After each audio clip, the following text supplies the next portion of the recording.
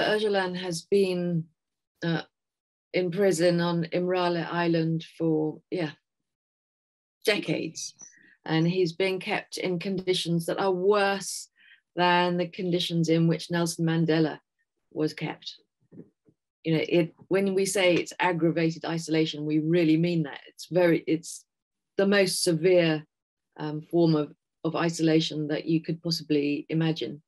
You know, he was kept in solitary confinement for many, many, many years.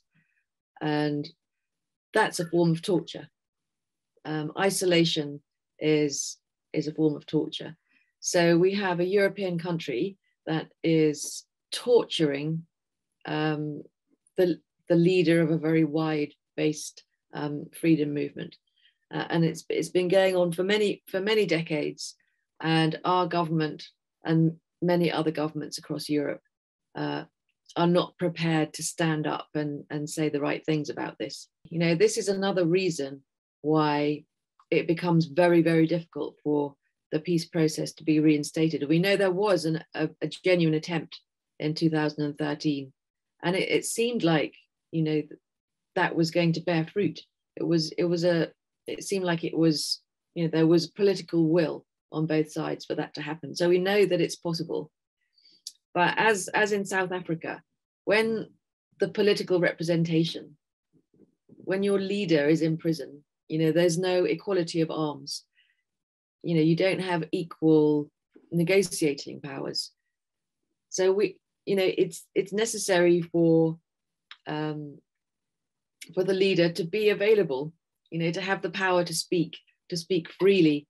And, you know, while he's being tortured, you know, that's not free, fair negotiations. And that's what's required to end a conflict that has been malingering for such a long time. As you probably know, the PKK was listed in the 1980s. I think there's a strong feeling that the very basic reason that it was listed was more to do with diplomatic relations with Turkey than the actual factual basis of what was happening on the ground. And indeed, the recent Belgium High Court case that we've heard has found that the factual basis for the listing, there's a whole list of incidents that the listing was based on. Many of those are very inaccurate. Some of them even committed by Turkish security forces. To a certain extent, they're stalling. We know that Turkey does not always implement European court decisions, and it seems very unlikely that they're going to implement this one. So I think Europe, that it's kind of a last-ditch attempt, isn't it, to give them a chance to act, but genuinely it seems very unlikely that they will do so. And that's one of the fundamental kind of issues with international law, that at the heart of it, it's based on consensus.